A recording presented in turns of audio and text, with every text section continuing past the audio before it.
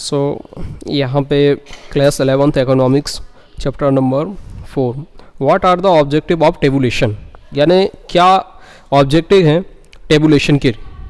जैसे आप स्कूल से चले और आप वो रास्ता पूरा पार करके कहाँ आ गए, स्कूल आ गए या कोचिंग आ गए, तो आपने ये जो रास्ता तय किया है इसका एक एम था, एक ऑब्जेक्टिव था कि हमें इस काम को पूरा करना है। ठीक है, इसी तरीके से किसी काम को पूरा करने से पहले उसके क्या बनाए जाते हैं, ऑब्जेक्टिव बनाए जाते हैं, और वो क्या है, टेबुलेशन के हमें बताना है। ठीक है, तो जैसे आपका ज्ञान अर्जित करने के लिए या नॉलेज गेन करने के लिए एक मकसद होता है, एक ऑब्जेक्टिव होता है। ठीक इसी तरीके से टेबुलेशन को बनाने का क्या ऑब्जेक्टिव है वो इसमें हमें बताना है। इसके बाद नीचे दिया है एडवांटेज और इम्पोर्टेंस, या एडवांटेज से क्वेश्चन आए चाहे इम्पोर्टेंस से आए, इसके बाद मेरिट से आए या बेनिफिट से, आपको सेम आंसर लिखना है। तो डिफरेंट क्वेश्चन रहेंगे बट आंसर इनका सेम रहेगा। इसमें पहला क्वेश्चन जो है ऑब्जेक्टिव ऑफ टेबुलेशन, इसका फर्स्ट वाला हम देखेंगे, ऑर्डिनरी एंड सिस्टमेटिकल प्रेजेंटेशन। पता ये चला जब हम टेबल में किसी चीज़ को रिप्रेजेंट करते हैं, जैसे मैं यहाँ पे ड्रॉ कर रहा हूँ टेबल, आप देख रहे हैं, यहाँ पे मैंने किसी का नेम लिख दिया, उसके बाद फादर नेम्स लिख दिया, उसके बाद मदर्स नेम लिख दिया, यानी ये क्या है, ऑर्डरली है। ऑर्डरली का मतलब ये होता है जैसे ए से आदर्श का नाम शुरू हो रहा है तो ए वाले को सबसे पहले, फिर उसके बाद क्या आएगा, बी से किसी का नाम है मान लीजिए तो बी उसके बाद आएगा, यानी ऑर्डरली है ए से लेके जेड तक। और इसके बाद वो कैसा है, सिस्टमेटिक है। पता ये चला जब हम किसी चीज़ को ठीक ढंग से उसे जमा के लिखते हैं और सिस्टमेटिक ढंग से करते हैं तो वो क्या टेबुलेशन के अंदर आता है। तो इसमें हम टेबुलेशन में देखेंगे present and classification data in a orderly and systematical way, ठीक ढंग से उसे लिखना और ऑर्डरली उसको जमाना, ये पहला उसमें आ जाएगा इसके ऑब्जेक्टिव में, है ना। जैसे आप मान लीजिए कि आपसे कहा गया कि स्कूल के जो बच्चे एब्सेंट हैं उनकी लिस्ट बना लो, ठीक है, तो आप क्या करेंगे, ए वाले का सबसे पहले लिख लिया, फिर बी से जो लोग एब्सेंट हैं उनका लिखा, फिर सी वाले का सबसे बाद में लिख दिया, और आपने बताया कि सर ये 3 बच्चे एब्सेंट हैं। ठीक है, तो आपका ऑब्जेक्टिव क्या था कि सिस्टमेटिक ढंग से बने, और क्या ऑब्जेक्टिव था कि इसे समझना आसान हो। समझ में आया ये वाला पहला पॉइंट। इसके बाद सेकंड पॉइंट क्या है, helpful and graphical and diagrammatical presentation. Graphical क्या होता है, जिसे हम ग्राफ में शो करते हैं, ग्राफ में शो करते हैं। जैसे मैं यहाँ पे ड्रॉ कर रहा हूँ, ये एक ग्राफ है ना। पहले जब आप लोग जुलाई में आ रहे थे तो बहुत कम आ रहे थे, यानी कि प्रेजेंट आपकी बहुत कम थी। फिर अगस्त में जब आने लगे तो आपकी प्रेजेंट बढ़ी। फिर सितंबर में जब पेपर था तो आपकी अटेंडेंस फुल हो गई, यानी जो बच्चे साल भर भी नहीं आए थे लेकिन वो पेपर देने जरूर आए। तो इससे ये पता चला हमें कि पहले मंथ कम थी उसके बाद बढ़ी, तो ये हम ग्राफ में शो कर रहे हैं, तो इसे क्या कहेंगे, ग्राफिकल। इसके बाद जो नीचे दिया है डायग्रामेटिकल, जैसे कि आपको मैंने प्रोजेक्ट दिया था, तो प्रोजेक्ट कई बच्चों ने बहुत अच्छे डायग्राम बनाए और डायग्राम के अंदर जो भी लिखना था उन्होंने लिख दिया, है ना। तो इस तरीके से यदि डाटा को प्रेजेंट कर रहे हैं, जैसे कि आप लोग ऑब्जेक्टिव बना के लेके आए, वो प्रोजेक्ट बना के लेके आए और फिर उस प्रोजेक्ट को क्या किया आपने, सबमिट किया, तो इस तरीके से यदि आप कर रहे हैं तो ये क्या कहलाएगा, हेल्पफुल टू, ग्राफिकल भी है और क्या है, इसके साथ ही डायग्राम बना के लेके आए तो डायग्रामेटिकल प्रेजेंटेशन है। तो इसी तरीके से इसमें भी होता है, टेबल में भी। फिर नेक्स्ट दिया है तीसरे नंबर का, एनालिसिस ऑफ स्टैटिकल डाटा। अब देखिए एनालाइज क्या होता है, कौन बताएगा, एनालिसिस क्या होता है, पता है किसी को, इधर एनालाइज क्या होता है पता है आपको। देखो जैसे मैं आपको सिंपल एग्जांपल दूं, आपको मैंने 10 क्वेश्चन याद करने के लिए लिए, कितने, 10, और मैंने कहा कि इनको है ना आपको पेपर से पहले करना है। ठीक है, तो कुछ बच्चे ऐसे करेंगे कि यार 10 क्वेश्चन दिए हैं और पेपर से पहले करना है, अपन 2 दिन पहले कर लेंगे, हटाओ, कुछ ऐसे। और एक बच्चा जो समझदार होगा वो क्या करेगा, एक दिन एक क्वेश्चन करेगा, उसे रिवाइज करेगा, लिख कर देखेगा, खुद अपने आप को सुना के किसी को क्लियर कर लेगा, फिर दूसरे दिन उसी दूसरा क्वेश्चन लेगा, उसे भी लिखेगा, याद करेगा और फिर उसको चेक कर लेगा कि कहीं गलती तो नहीं है। ठीक है, बिना देखे लिखने की बात कर रहा हूँ। ठीक इसी तरीके से 10 दिन में वो पूरे 10 अच्छे से कर लेगा और एक दिन बैठकर पूरे 10 लिख के बहुत अच्छे से तैयार कर लेगा। पता ये चला कि वो क्या कर रहा है, एनालाइज, किसी चीज़ को टुकड़े में तोड़ उसकी स्टडी करना, छोटे छोटे पार्ट में डिवाइड करके उसकी स्टडी करना क्या कहलाता है, एनालिसिस। समझ में आया। तो ठीक इसी तरीके से स्टैटिकल्स में भी क्या करते हैं हम, कोई बहुत बड़ी समस्या रहती है, बहुत बड़ी प्रॉब्लम रहती है, तो उसको छोटे छोटे टुकड़े में बांट देते हैं और फिर उसकी हम स्टडी करते हैं। समझ में आया? तो ये दिया हुआ है इसमें, analysis of statical data, tabular facilities are the analysis statical data, तो ये उसी के बारे में दिया था।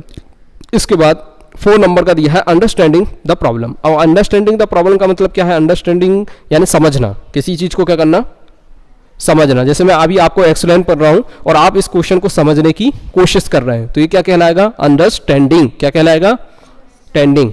अब द प्रॉब्लम, प्रॉब्लम किसे कहते हैं? कोई मुसीबत, समस्या, ठीक है, उसे क्या कहेंगे? प्रॉब्लम। तो अंडरस्टैंडिंग द प्रॉब्लम, किसी चीज़ को समझने के लिए भी टेबुलर डाटा बहुत अच्छे से समस्या को सॉल्व करने में हमारी हेल्प करता है। तो कैसे हेल्प करता है? देखिए, मान लीजिए किसी आपको पूरे टेबल में पूरे बच्चों के नाम लिखे हुए हैं, क्लास के सभी बच्चों के नाम लिखे हुए हैं। अब आपसे मैंने कहा कि ये कुमकुम नाम की एक लड़की है और उसके पिता का नाम बताइए, तो आपने कैसे जमाया था? ऑर्डरली जमाया था। अभी मैंने पहले से कहा है ना, ए वाले पहले, फिर बी वाले, फिर सी वाले, फिर आप डायरेक्ट के वालों पे जाएंगे। ए बी को देखेंगे क्या? नहीं देखेंगे, डायरेक्ट के वाले पे जाएंगे, उस पर देखिए पिता का नाम ये है, फट से नोट किया, चले। तो ये हमारी प्रॉब्लम को क्या कर रहा है? समझने में आसानी कर रहा है। प्रॉब्लम जल्दी सॉल्व हुई ना। प्रॉब्लम को समझने में आसानी किसने करी? टेबुलर डाटा ने। तो इसमें हमें प्रेजेंट करना चाहिए, टेबल में काफ़ी अच्छे से क्लियर होता है।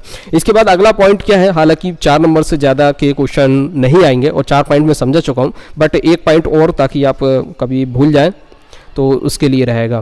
तो ये वाला कर लेते हैं, compression. Compression tabular facilities compression of data also. तो ये कंप्रेशन के लिए भी यानी कम जगह में काफ़ी आसानी से हम लिख सकते हैं और बहुत सारी चीज़ें। जैसे मैं पैराग्राफ में कोई चीज़ लिखूंगा तो जगह भी ज़्यादा लगेगी, टाइम भी ज़्यादा लगेगा और मेहनत भी ज़्यादा लगेगी पैराग्राफ में। लेकिन वही चीज़ यदि टेबल में लिखेंगे तो जगह कम लगेगी और उसमें आसानी से एक एक छोटे छोटे पार्ट में हम डिवाइड करके और कम मेहनत में लिख सकते हैं। तो प्रेजेंटेशन या टेबुलर डाटा का ये बेनिफिट हो गया, इसका एडवांटेज हो गया, और यही इसका क्या है? ऑब्जेक्टिव है। इस तरीके से नीचे दिए हैं इसमें एडवांटेज, इंपॉर्टेंस, इन्हें हम समझेंगे। इंपॉर्टेंस क्या होता है और एडवांटेज क्या होता है? तो आप जानते हैं क्या मतलब है इसका? कोई बताएगा? जिसमें मैं पूछ रहा हूँ कि एडवांटेज क्या होता है। हाँ बताइए। एडवांटेज फायदा, और इंपॉर्टेंस क्या होता है? उस चीज़ का महत्व, है ना। तो इसी तरीके से एडवांटेज से क्वेश्चन आता है कि टेबुलर रिलेशन का क्या एडवांटेज है। तो डाटा सिंप्लीफाइड, डाटा समझते हैं ना आप, किसी चीज़ को उसकी जानकारी, इंफॉर्मेशन पूरी सिस्टमेटिक ढंग से लिखना, इनपुट करना, उसको चाहे रजिस्टर में लिखना है तो रजिस्टर में लिखिए, एक्सेल सीट पे लिखना है तो एक्सेल सीट पे लिखिए, या इसके अलावा और भी कई चीज़ें सॉफ्टवेयर वगैरह रहते हैं जिसमें आप अपना नाम, डेट, सब चीज़ लिखते हैं और उसे सबमिट कर देते हैं। होता नहीं होता? तो वो भी एक तरीके से आपका क्या है? डाटा है। तो डाटा को वो सिंपलीफाइड कैसे कर रहा है? यानी उसको सिंपल कर रहा है। क्या कर रहा है? उसे सिंपल कर रहा है, सरल कर रहा है। मान लीजिए आप सर्च इंजन तो समझते हैं, जैसे यूट्यूब है, ठीक है। अब यूट्यूब में क्या होता है? सबसे ऊपर एक सर्च इंजन लगा रहता है जिस पे आप सर्च करते हैं और जो भी चीज़ बोलते हैं फट से वो निकल के आ जाती है। होता नहीं होता? और यदि वो नहीं होता फिर आप एक एक वीडियो ऊपर खींचते रहते, करते रहते, कहाँ मालूम कहाँ मिल रही है वो वीडियो, मिल भी पा रही है कि नहीं मिल पा रही। होता नहीं होता? हाँ, जैसे आपने स्टेटस देखा होगा, वो मिलते नहीं है, सर्च इंजन नहीं रहता ना उनमें स्टेटस किसी का, आप चाहे पार्टिकुलर किसी का, सर्च इंजन नहीं रहता उसमें। किसमें? स्टेटस के लिए जो वीडियो आप सर्च करेंगे उसमें मिल जाएगा। वीडियो की कह रहा हूँ मैं, वीडियो की कह रहा हूँ कि जैसे आपने वीडियो ऊपर सर्च इंजन नहीं रहता तो फिर आप उसको सर्च नहीं कर पाते, ये कहना चाह रहा हूँ मैं। तो इसमें डाटा सिंप्लीफाइड में ये हुआ कि जब टेबल है तो टेबल में ए बी सी पूरे दिए हुए हैं तो आप आसानी से सर्च करके निकाल सकते हैं, किसी का भी नाम, डेट, डेट ऑफ बर्थ, उसकी एज, सारी डिटेल उसकी निकाल सकते हैं। तो ये सिंप्लीफाइड हुआ। इसके बाद इकोनॉमी ऑफ स्पेस टाइम। अब इकोनॉमी स्पेस टाइम का मतलब क्या है? देखिए, इसमें टेबुलेशन में क्या होता है? आपका पैसा भी बचता है, ठीक है, और आपका टाइम भी बचता है। टाइम कैसे बचता है? कि पैराग्राफ में लिखेंगे तो बहुत सारा लिखना पड़ेगा तो अपना टाइम बच गया, पहली चीज़। पैसा कैसे बचता है? आपका कागज़ बचेगा, आपकी इंक बचेगी। इस तरीके से कॉमर्स में बहुत डीप तरीके से सोचते हैं, नॉर्मल लोग इतना नहीं सोचते इंक के बारे में या कागज़ के बारे में या दूसरी चीज़ों के बारे में, इतना नहीं सोचते।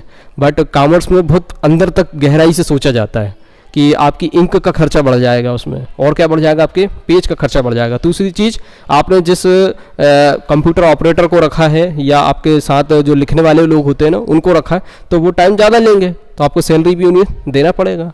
समझ में आया? तो टाइम, पैसा और सब चीज़ की इसमें क्या हो जाती है, बचत हो जाती है और सिंपल होता है। इसके बाद दिया है इसमें अट्रैक्टिव डिस्प्ले 4 नंबर का।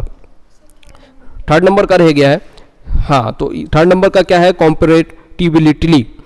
तो इसमें क्या होगा, जैसे आपको दिया है टेबल और दूसरा टेबल दे दिया, अब दोनों टेबल को आपको कंपेयर करने को कहा है, ठीक है।